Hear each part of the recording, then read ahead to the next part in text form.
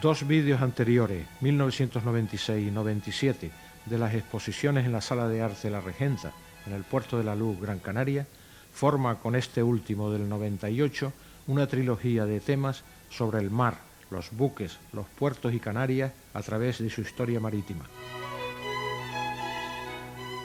Recopilando todo lo expuesto, hemos intentado que puedan ser útiles para el futuro museo marítimo de nuestra región. Finalizados con gran éxito los 3 certámenes de pintura organizados por la Asociación de Consignatarios y Estibadores de Buques, todo ello nos ha servido de estímulo evidente para reunir datos dispersos, publicaciones sobre el mar Atlántico Canario, conferencias, modelos navales valiosos y buques que han dejado distancia de su paso por nuestras aguas. Época de los primeros pobladores hasta el siglo XX, que ahora finaliza. Desde nuestras ánforas del Museo Canario, que son indudable antepasado del moderno container que ahora inunda nuestras exploradas portuarias.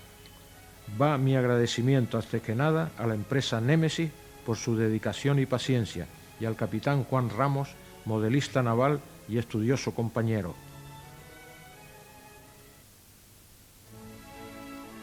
Nuestro archipiélago canario siempre guardó celosamente todo lo relacionado con las tradiciones, costumbres y léxico marinero del Atlántico próximo. Los isleños antiguos siempre estuvimos pendientes de los acontecimientos marítimos. Hemos venerado su memoria. Constante ha sido nuestra vinculación a la navegación a través de la historia.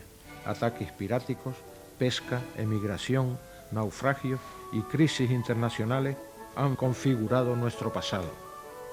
El recuerdo de graves accidentes marítimos que afectaron a nuestras islas siempre fue transmitido de padres a hijos, pues marcaron el vivir cotidiano.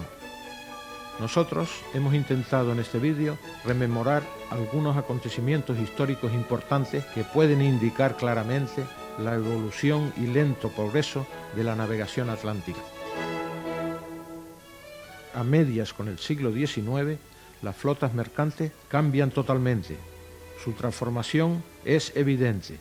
Examinar los desarrollos técnicos de las primeras marinas a vapor nos basta para situar el clima de su época naval.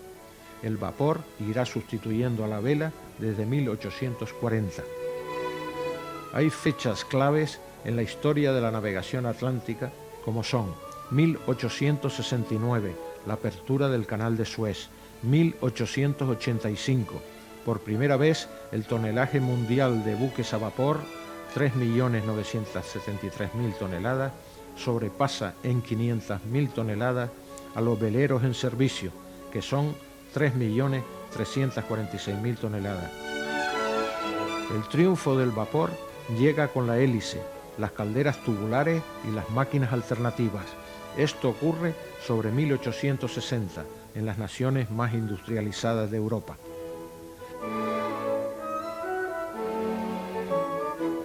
Desde principios de siglo, las grandes naciones de Occidente se encuentran en pleno desarrollo económico y demográfico y un crecimiento industrial notable. Los estados adquieren un nuevo poder con sus buques. Ellos logran una gran expansión externa del comercio y los capitales. Abren las puertas a otros continentes a la acción de Europa. Imponen la dependencia colonial sobre África, Asia, Suramérica, también en parte, aunque hay estados ya independientes. 1890 se generaliza el uso del acero en la construcción de buques, menor peso, más duración de los cascos, se perfeccionan las máquinas alternativas de vapor. El progreso sigue con las turbinas Parsons en 1894, más velocidad y menos consumo. A comienzos del siglo XX, la revolución industrial produce sus efectos, una revitalización de la expansión europea y del colonialismo de nuevos territorios. La dominación mundial de Occidente, 1870 a 1914, hace grandes transformaciones navales.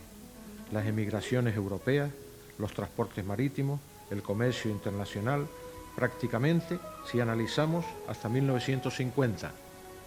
Desde comienzos del siglo XX, el Atlántico es también, con mucho, el océano más utilizado, por el número de buques que por él navegan, por el tonelaje transportado, por el contingente humano que lo ha cruzado en ambas direcciones.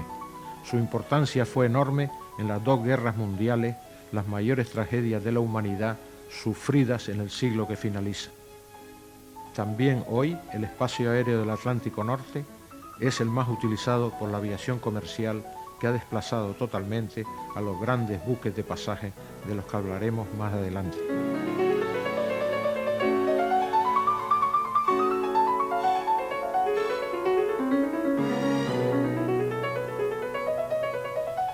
Aquí, hoy, solo vamos a recordar algunos buques, los más famosos que han frecuentado nuestras aguas canarias, en algo más de 100 años de historia.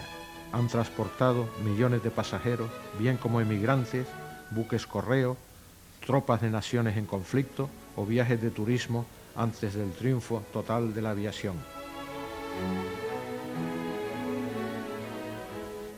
Es interesante volver al año 1846-1848. El examen de los tonelajes por nación y de sus flotas en general de marina mercante muestra la evolución de la historia marítima de los pueblos y el alcance de su industrialización. A partir de 1870, las guerras coloniales nos permiten observar la calidad, tamaño y tonelaje de los buques que dependen de nuestra marina mercante y militar. También nos ayudan a comprender el grado de ansiedad en que vivía la sociedad española con Cuba, Filipinas, Puerto Rico y con el nuevo estallido de la guerra carlista. Reinaba entonces Alfonso XII. A partir de estos años, la década de los 60, España se ve obligada a comprar urgentemente buques de vapor en las naciones más industrializadas. En ese momento, Inglaterra, Holanda, Francia. Así ve en esos viajes como buques de apenas 84 metros de eslora se cargan de tropas y prisioneros de las guerras carlistas para llevarlos hacia Cuba y Puerto Rico. Ahí tenemos los primeros barcos que naufragan en las Islas Canarias. Así, en 1862, un buque de hierro, el Cantabria, es hundido por vía de agua en San Sebastián de la Gomera. En 1863, otro buque a vapor de hierro de mala calidad, el General Álava, es hundido en Santa Cruz de la Palma. Ambos conducían un batallón completo de tropas para Cuba.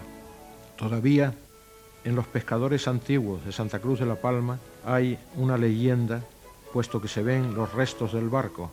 Dice, el barco que quemaron los soldados que no querían ir a la guerra de Cuba. Vamos a dar a relación de otros buques de vapor que se hundieron muy cerca o en aguas próximas y costas de Canarias. Las primeras unidades de hierro y vapor hasta 1890. Así, también en 1871, el vapor Correo Canarias se pierde regresando de América en un temporal en las Azores. En 1883, un buque de pasaje de vapor ya de acero de la línea de Sudamérica, el Ville de Pará, se hunde en la Baja de Gando en Gran Canaria. En 1885, como todos sabemos, el buque Correo Alfonso XII de la Transatlántica, de las líneas regulares a Cuba, también en Barranca y se hunde en la Baja de Gando en Gran Canaria.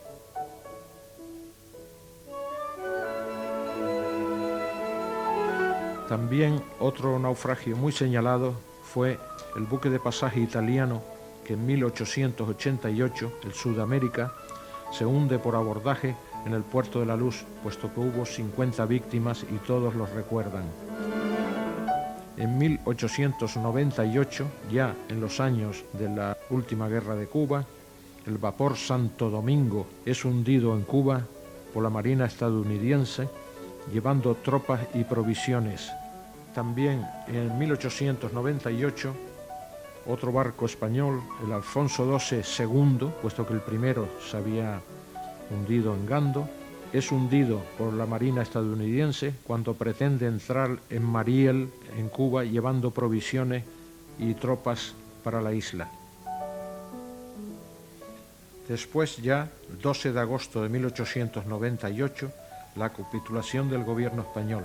El proceso bélico supuso transportar 240.823 individuos de tropas a Cuba y a repatriar 117.768 plazas.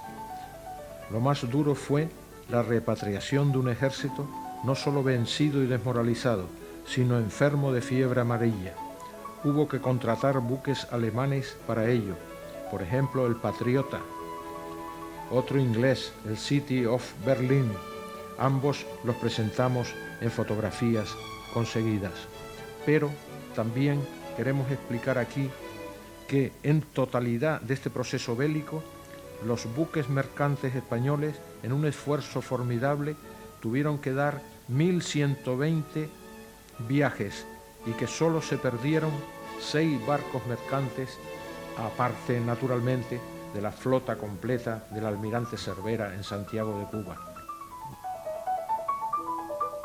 Ya al entrar en el siglo XX, en 1919 y en 1916 se pierden barcos importantes que tuvieron una gran importancia en la emigración canaria. 1916, en las costas de Brasil, se hunde por embarrancamiento de noche un barco magnífico español, el Príncipe de Asturias, barco nuevo que solo llevaba 2 años navegando y que pertenecía a la compañía Pinillos. Hubo 425 víctimas y se suicidó el capitán, el famoso capitán Lotina, y su primer oficial. A continuación, todos recordamos en Canarias, en 1919, lleno de migrantes a Cuba, el Valvanera, que después de salir de Santiago de Cuba para entrar en La Habana, fue sorprendido por un ciclón y desapareció con todas sus tripulaciones y emigrantes. 520 víctimas. Son 2 notables naufragios que se guardan con gran respeto en las Islas Canarias. En 1923, un viejo correo a vapor de la transatlántica destinado a las líneas con Guinea, el Cataluña, en Barranca, en la entrada de Río de Oro, en el Sáhara, y ahí se perdió.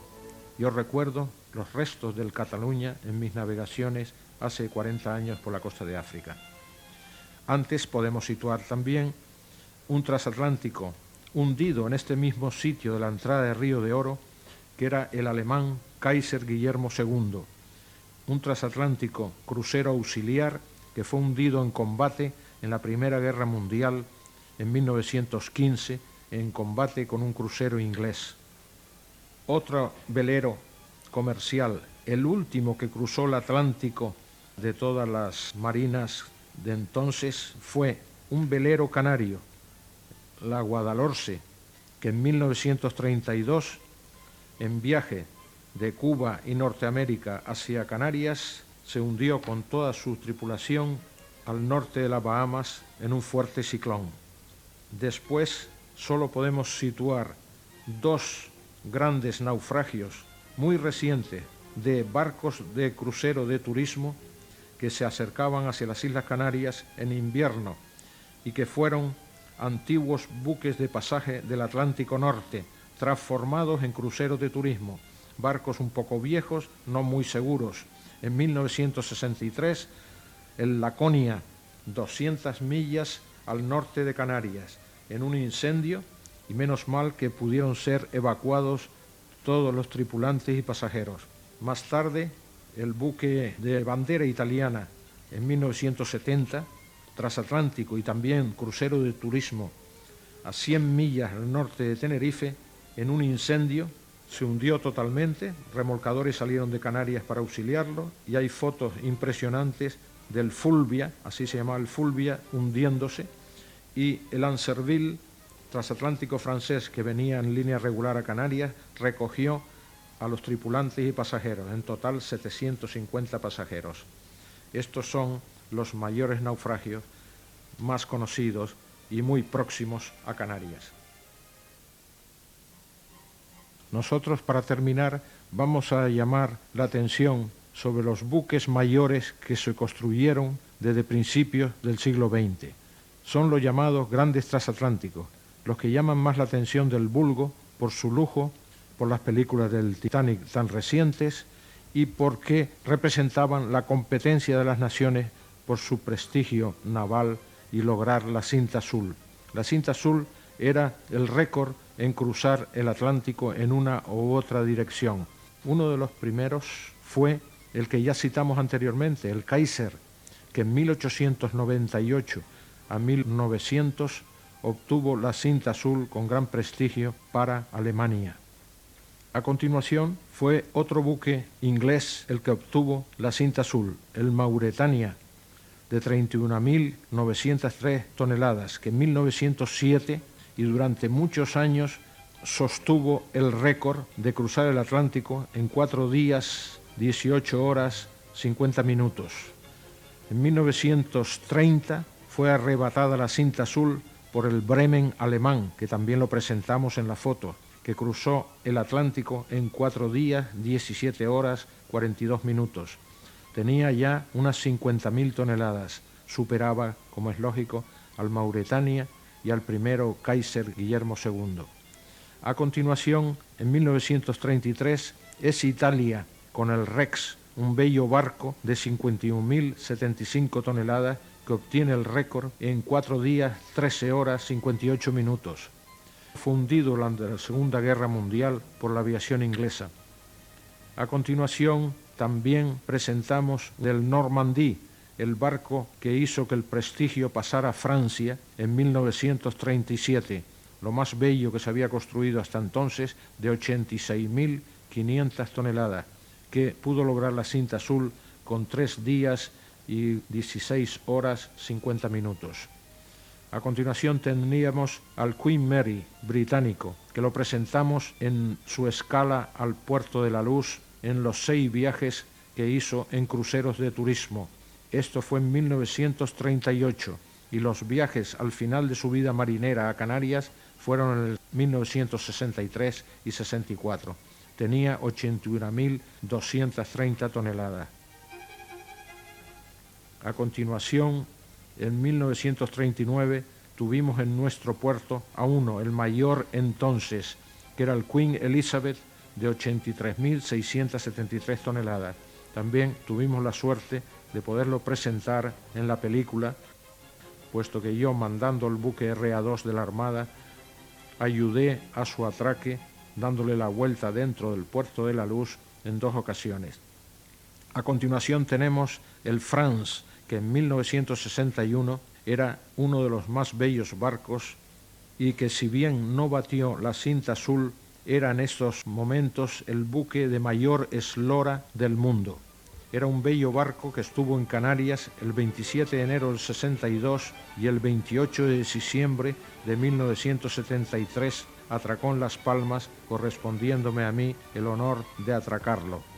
Las fotos son verdaderamente impresionantes y era un barco bellísimo que hoy todavía navega con el nombre de Norway, adquirido para hacer cruceros de turismo. Nosotros hacemos aquí un inciso porque después del Queen Mary, del Queen Elizabeth, hay un barco americano que batió la cinta azul, que era el United States, en 1952. La travesía del Atlántico la llevó a hacer en 3 días, 10 horas, 40 minutos. Era muy parecido y gemelo al buque que se encuentra embarrancado al norte de la costa de nuestra isla de Fuerteventura, que, yendo de remolque para el desguace, un fuerte temporal le sorprendió al norte de Canarias, rompió el remolque y no se pudo recuperar, varando en una playa al norte de Jandía, donde se ha ido destrozando poco a poco, y presentamos las más bellas fotos desde sus inicios a la navegación hasta su última fase de destrucción, partido en 2 en las playas de Fuerteventura. Con esto damos fin a nuestra pequeña historia, haciendo hincapié que esos grandes buques que han desaparecido por motivos económicos y por la competencia de la aviación han sido sustituidos por unas naves muy modernas y bellísimas, que son las que están haciendo los cruceros especiales de turismo por el Atlántico, por el Caribe, por el Mediterráneo por los puertos de Marruecos, Cabo Verde y Madeira, y que cada día vemos en Las Palmas, Santa Cruz de Tenerife y Arrecife, y esperamos que se incrementen cada vez más en estos cruceros por estas zonas del Atlántico. Con esto terminamos. Muchas gracias a todos por la asistencia.